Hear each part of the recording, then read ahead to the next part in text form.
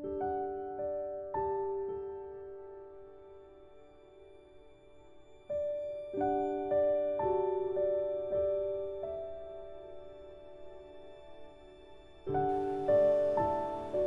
welcome to Year of Eternal Love, A Course in Miracles, Workbook for Students, Lesson 135.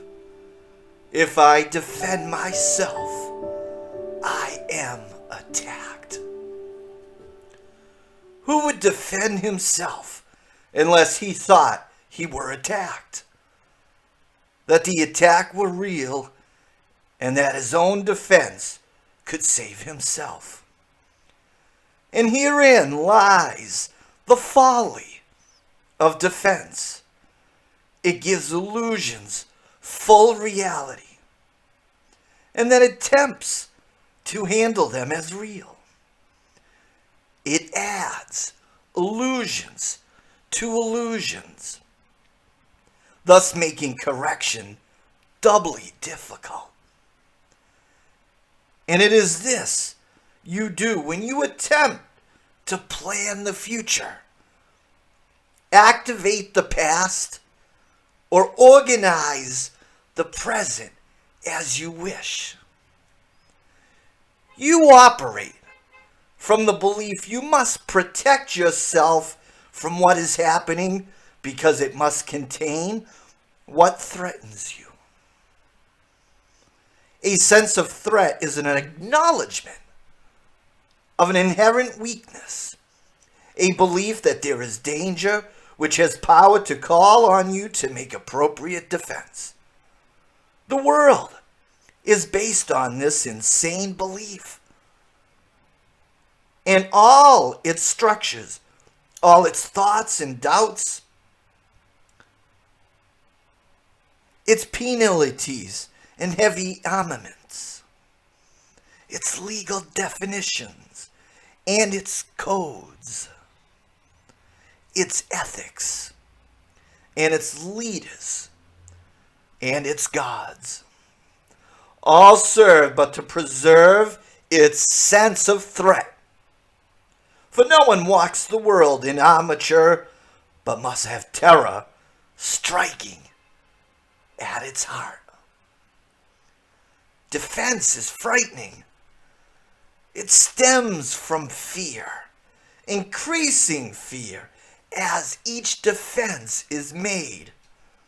You think it offers safety, yet it speaks of fear made real and terror justified. It is not strange you do not pause to ask, as you elaborate your plans and make your armor thicker and your locks more tight, what you defend and how and against what. Let us consider first what you defend. It must be something that is very weak and easily assaulted. It must be something made easy prey, unable to protect itself and needing your defense. What but the body has such frailty that constant care and watchful, deep concern are needful to protect its little life? What but the body falters and must fail to serve the Son of God as worthy host? Yet it is not the body that can fear, nor be a thing of fear. It has no needs but those which you assign to it. It needs no complicated structures of defense, no health-inducing medicine, no care, and no concern at all. Defend its life or give its gifts to make it beautiful, or walls to make it safe. And you but say your home is open to the thief of time, corruptible and crumbling, so unsafe it must be guarded with your very life. Is not this picture fearful? Can you be at peace with such a concept of your home? Yet what endowed the body with the right to serve you, thus accept your own belief? It is your mind which gave the body all its functions that you see in it, and set its value far beyond a little pile of dust and water. Who would make defense of something that he recognized as this? The body is in need of no defense. This cannot be too often emphasized. It will be strong and healthy if the mind does not abuse it by assigning it to roles it cannot fill, to purposes beyond its scope, and to exalted aims which it cannot accomplish. Such attempts, ridiculous yet deeply cherished, are the sources for the many mad attacks you make upon it. For it seems to fail your hopes, your needs, your values, and your dreams. The self that needs protection is not real. The body, valueless and hardly worth the least defense, need merely be perceived as quite apart from you, and it becomes a healthy, serviceable instrument through which the mind can operate until its usefulness is over. Who would want to keep it when its usefulness is done? Defend the body, and you have attacked your mind. For you have seen in its faults the weaknesses, the limits, and the lacks from which you think the body must be saved. You will not see the mind as separate from bodily conditions, and you will impose upon the body all the pain that comes from the conception of the mind as limited and fragile, and apart from other minds, and separate from its source. These are the thoughts in need of healing, and the body will respond with health when they have been corrected and replaced with truth. This is the body's only real defense. Yet it is this where you look for its defense. You offer it protection of a kind from which it gains no benefit at all, but merely adds to distress your mind. You do not heal, but merely take away the hope of healing, for you fail to see where hope must lie if it be meaningful. A healed mind does not plan. It carries out the plan that it receives through listening to wisdom that is not its own. It waits until it has been taught what should be done, and then it proceeds to do it. It does not depend upon itself for anything except its adequacy to fulfill the plans assigned to it. It is secure in certainty that obstacles cannot impede its progress to accomplishment of any goal that serves the greater plan established for the good of everyone. A healed mind is relieved of the belief that it must plan, although it cannot know the outcome which is best, the means by which it is achieved, nor how to recognize the problem that the plan is made to solve. It must misuse the body in its plans until it recognizes this is so.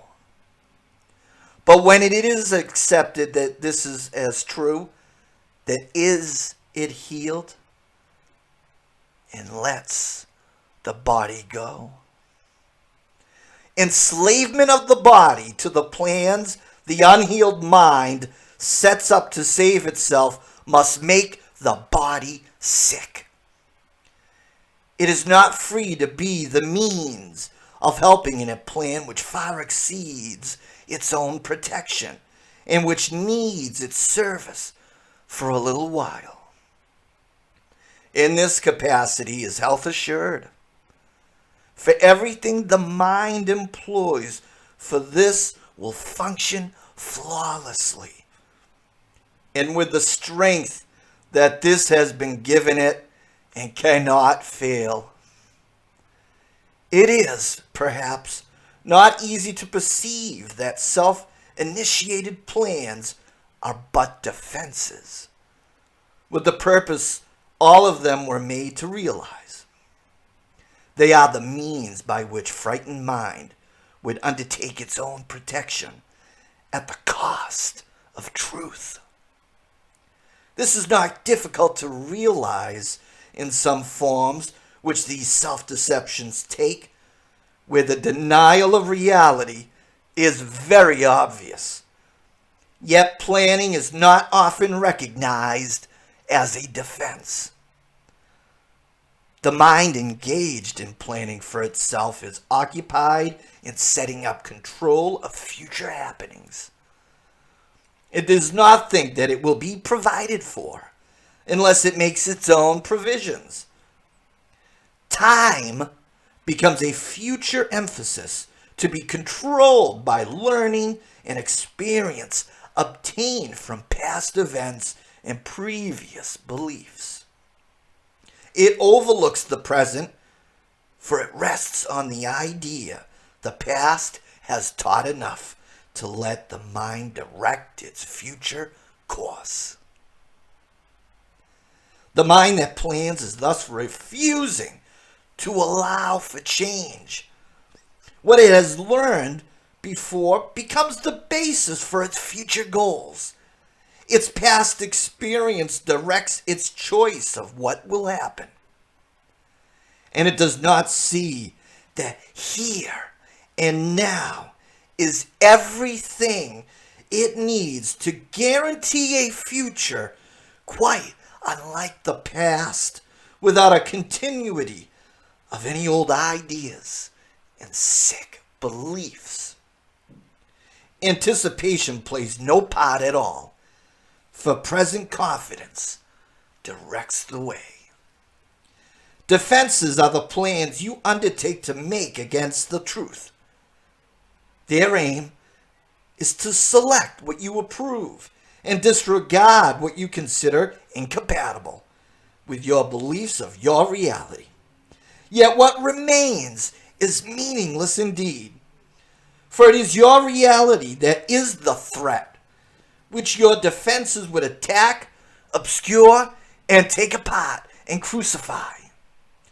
What could you not accept if you but knew that everything that happens, all events, past, present, and to come, are gently planned by one whose only purpose is your good? Perhaps you have misunderstood his plan, for he would never offer pain to you. But your defenses did not let you see his loving blessings shine in every step that you ever took. While you made plans for death, he led you gently into eternal life. Your present truth in him is the defense that promises a future undisturbed, without a trace of sorrow, and with joy that constantly increases as this life becomes a holy instant set in time, but heeding only immortality.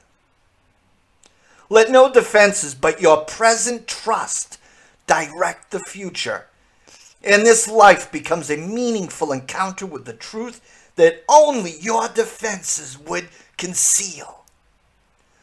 Without defenses, you become a light which gently heaven will gratefully acknowledge to be its own. And it will lead you on in ways appointed for your happiness according to the ancient plan, begun when time was born. Your followers will join their light with yours, and it will be increased until the world is lighted up with joy.